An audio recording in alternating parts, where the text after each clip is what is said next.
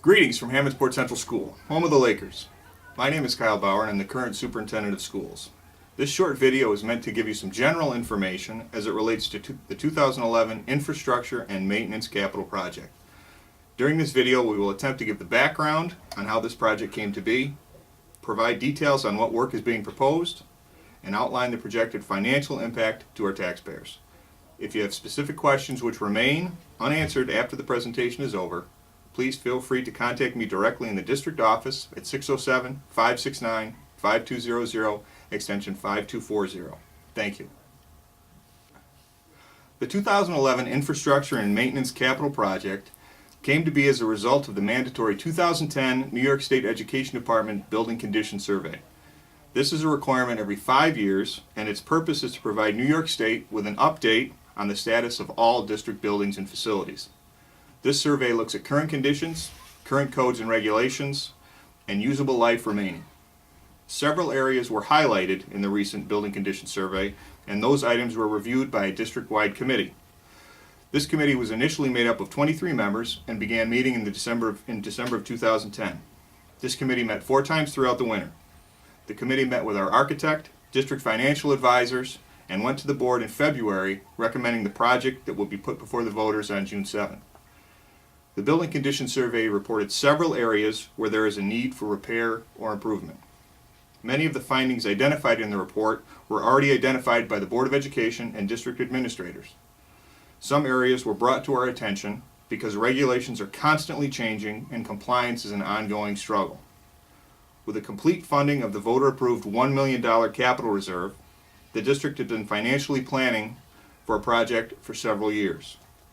With our capital reserve fully funded and possible major changes in state funding on the horizon, the Board of Education is now recommending the 2011 Infrastructure and Maintenance Capital Project to address areas identified in the Building Condition Survey. This project is meant to deal with issues that will prevent the district from coming back to the voters in a few years and asking for additional funding.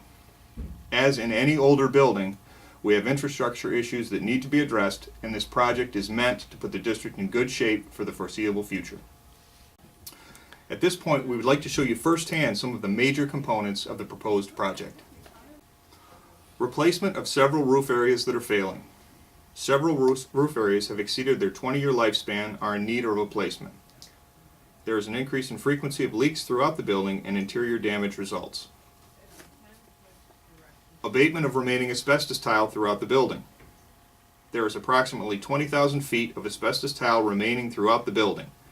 Some tile is still used as primary flooring and needs to be replaced. Some tile is located under deteriorated classroom rugs. The rugs cannot be replaced because it was laid on top of asbestos tile that needs to be removed at the same time. Replacement of failing original 1958 galvanized cold water distribution piping. Current piping is clogged, corroded, and brittle at the joints. Solids within the pipe create orange, rusty water which colors the sinks, toilets, and makes drinking very unpleasant. Upgrade of electrical distribution system to handle current needs. This system is obsolete and highly restrictive. Replacement parts can no longer be found for many components of this system. Replacement of paving in bus loop and parking lot areas. The state does not pay building aid on the milling and resurfacing of pavement.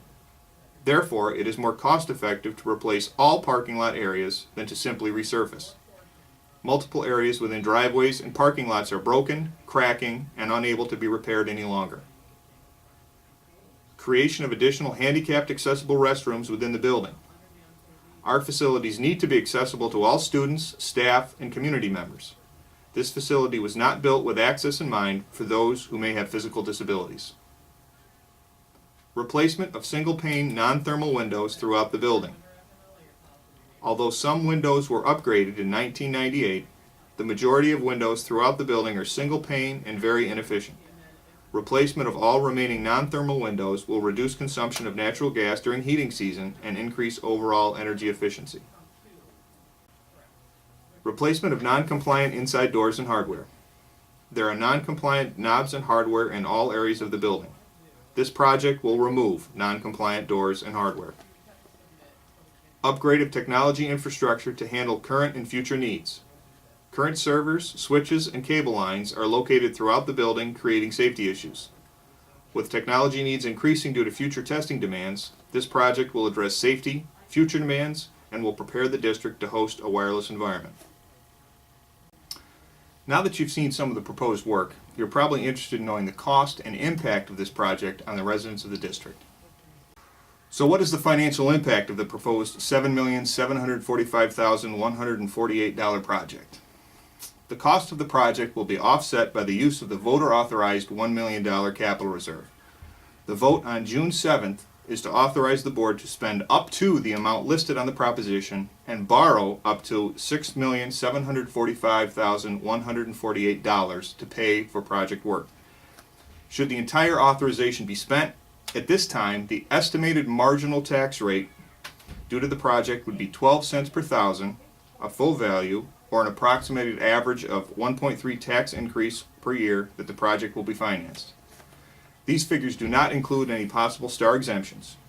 A detailed chart by home value and star exemption can be found in the project edition of the Laker Lines on the district website. There are financial reasons why this project is being proposed at this time. First, the district will be paying off debt from a previous project next year. This will decrease the impact of this new debt on the overall debt service spending of the district. The $1 million capital reserve is fully funded and can only be used for this purpose.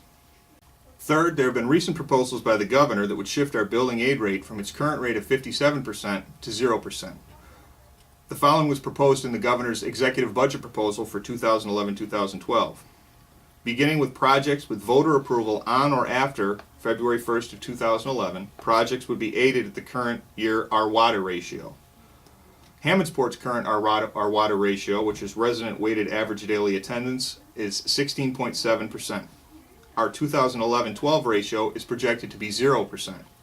If a similar proposal were to be enacted by New York State, before we approve a future project, we will receive no state aid on the project. This will cost our district approximately $5.3 million in building aid that would have to be made up by local taxpayers for the current project that is under consideration. Thank you for taking the time to view this video. If you have any questions, please certainly contact me in the district office. If you'd like to view any of these facilities firsthand, the number again is 607-569-5200, extension 5240. Thank you.